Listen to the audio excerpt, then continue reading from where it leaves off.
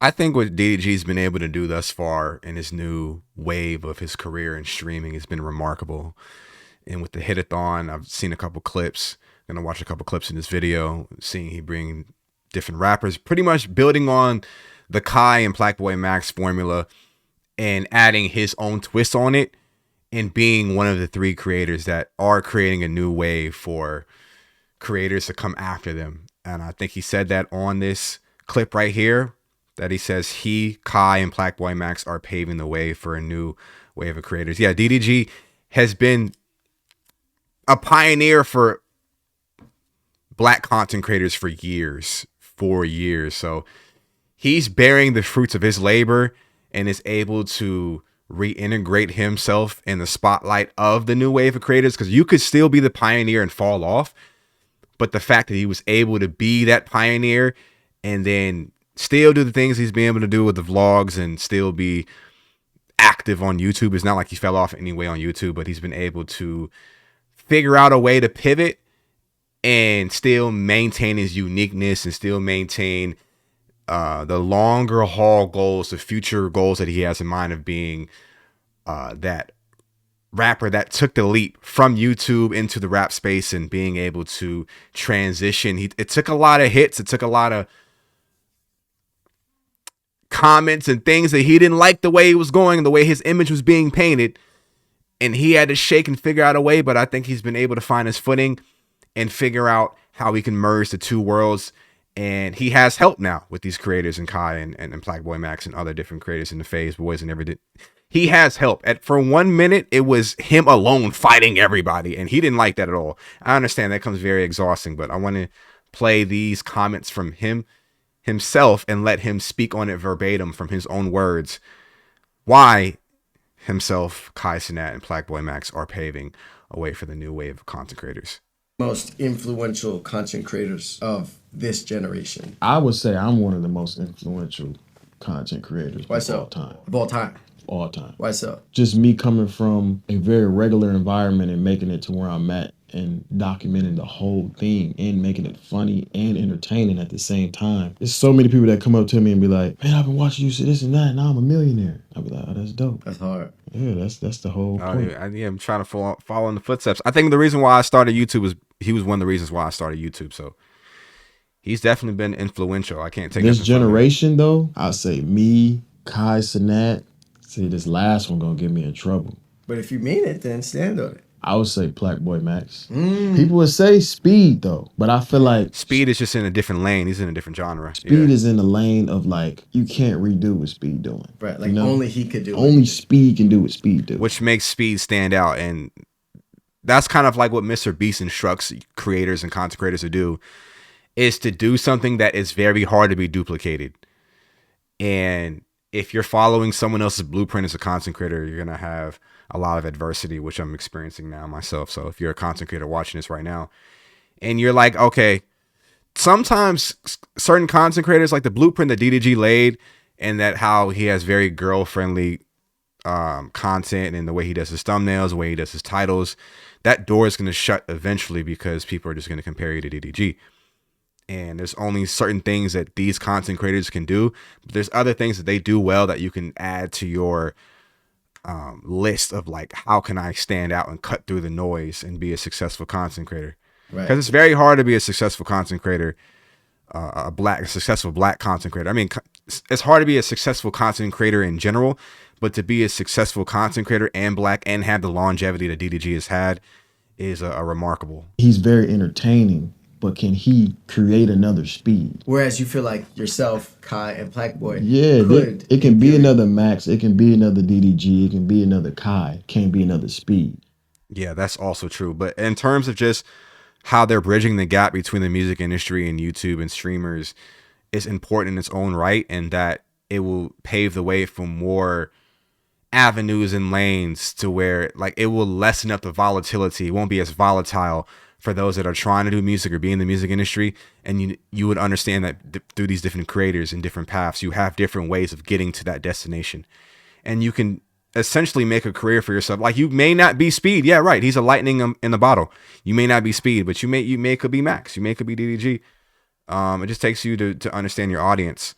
But I just to see different clips, the music, he's even like, I'm gonna give him his just due. Like, even the music is sounding better.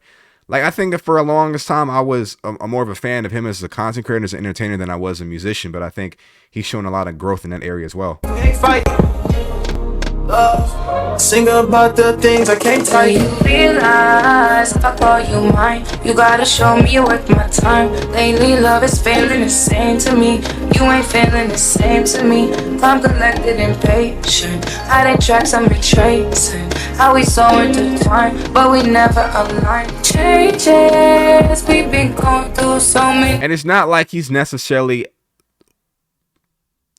I think DDG is one of the more polarizing content creators in our space, in terms that I think he gets, I don't think equally as much hate as he gets love. I certainly think he gets more love than he gets hate, but I think the hate travels further, which it gets to you. I know that DDG says that like a hater is just a confused fan, and that it's gonna ultimately end in the same result as him continuing to get his name out there and continuing to profit and monetize that. He's going to monetize this regardless. Anything that you have to say about him, he's going to be able to translate the dollar. So I think it still weighs on your mental health and your emotional health. And I think there's a lot of people still wanting him to fail, and the resilience that he has to be able to break through that, because whatever that is being said about him online, he reads and he can see a lot of it. And then still to be able to still be focused and be on your grind and still be able to make waves. And there's people that were clowning him about his Twitch growth. And look at this 20,000 subs. It's not like he needed the money, but like, he's investing in the long play, that this, like, for discoverability and for reach and being able to get to that next wave of people. A lot of the young people are watching Twitch streamers and be able to tap into that market. I think it's a different demographic. On YouTube, I think a lot of people were like my age or a little bit younger, but he's able to tap into a younger audience on Twitch and still be able to do that while people are still throwing dirt on your name is amazing, to be honest. I don't mean to meat ride the whole video, but like sometimes you have to throw flowers. You have to give people flowers, especially that are people that are in our space. And really, if you look at on a macro level, they're making it easier and better for all of us as Black content creators. So I have to appreciate the people that come before me. And you would do that in any art form or any niche or any, I guess, in the entertainment world, any, like, where if you're trying to be a basketball player, you're trying to be a basketball content creator, however, you're trying to be a musician, you're trying to be a music content creator, you would study the ones that came before you and you would appreciate them and give them their flowers. As long as they didn't do no extra bozo shit.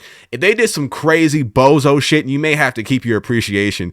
You may have to silence your appreciation a little bit. You may have to just be like, yo, he's a bozo, but like, you can't come out and say it. Like, oh, it's weird, strange. But you probably would say it in your homies like, yo, who motivated you? I know he on some bozo shit, but him. Not to say that, I'm not saying that DDG's on some extremely bozo shit, but you get me. Like, if he were to do some extraordinarily bozo shit that would make it hard to appreciate him in public, you would have to still give him his flowers in private. But some people still stand on it. Like, All this weight, I'm feeling so heavy. there's a lot more people that have done worse shit to DDG, and people are still embracing them because of the impact that they left on their lives. And you know, it is what it is. Looks were killed and this will be deadly. You so shameless. Can't believe you do me so wrong. All these I like bitches. that record a lot. I don't know if B is on that. Sounds like B is on that. I heard he has a record with Chris Brown, another person that people don't care for online, but a lot of people love Chris Brown. Yeah, he's just This is a young people. On the rap side, me, what's the budget? He's had Wiz, the Baby, Kevin Gates, of course Bia. He had Cherry 22. Yeah.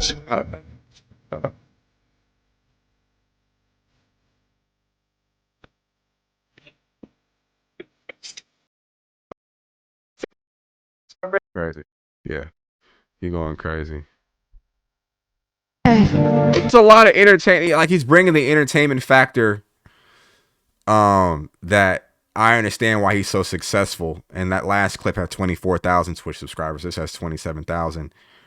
And he said that Max motivated him after, you know, Max has been doing 365 days of streaming. And of course, Max was influenced by, you know, the Aidens, the Kais.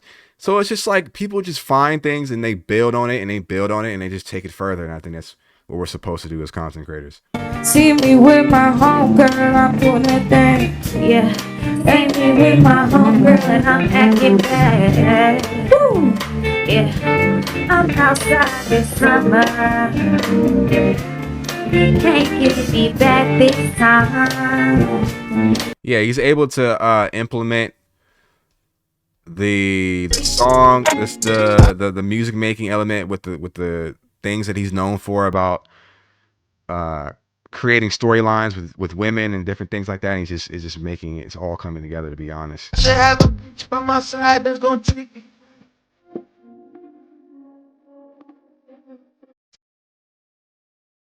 Nice as hell. So I just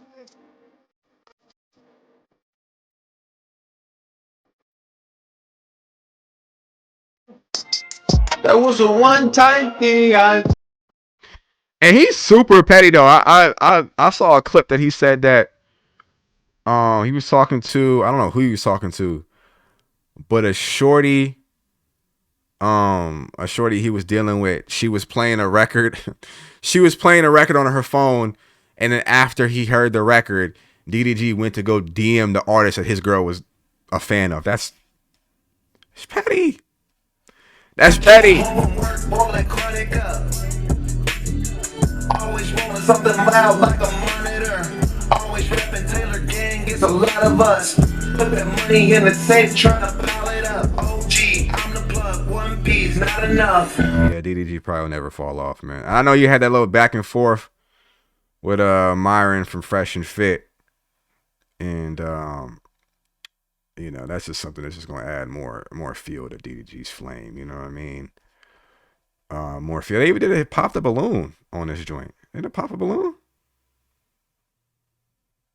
Let's take it there. Can I get my first single guy? I'm never going on a pop the balloon. I'm never going on a pop the balloon. Unless I'm going there for strictly content, I'm going there wilding out. I'm not gonna let nobody like. Would you go on a pop the balloon if you're watching? If you're still watching this, would you go on a pop the balloon? Let me know. Oh, come over here, sweetie. It's okay. Don't you worry about that. What you mean? I am gonna worry about that, Bia. Oh, don't do twin like that. Okay, I want to ask you what's your name and how old are you? My name is Sway. I'm 26. Okay, Sway, 26. All right. Yeah. What you mean? What you mean? I'm out of there. I'm out of there, gang. I'm out of there. Yeah, people are talking about DDG's production level on the hit-a-thon. Walk down this beautiful hall. And DDG said something very like important that I'm probably gonna keep. I mean, it's something that people have said a long time, just about the theory of investment. Like, you have to invest money to make money. And he says, with all, like, you have to keep in mind that this entertainment value and everybody that's loving this and watching this consistently. He said that he may not even make his money back that he invested for the hit-a-thon. He may break even, but it was for the entertainment value and to build on the audience. So sometimes what may look like a loss is actually a win in your journey. Hallway.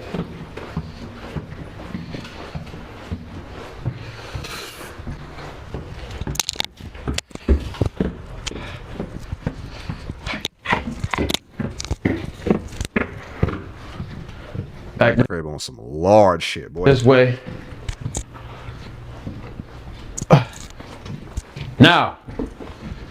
Now we're in the room, okay? I ain't gonna sit down yet. That crib's so big, he had a whole workout. Nigga sweating, panting. Needs air, ventilation, a Gatorade. Just from going up the stairs in that big ass crib, man. I need to get my money up. Oh my God. Anyways, man, no meat ride. Shout out to DDG on the hit-a-thon. Shout out to DDG on this illustrious career. I don't think he's ever going to fall off unless he wants to just fade out. But nothing can stop him, as you can see, and I don't think nothing will ever stop him. You let me know your thoughts down below. Steve Levine is always up. Safe. Shwee.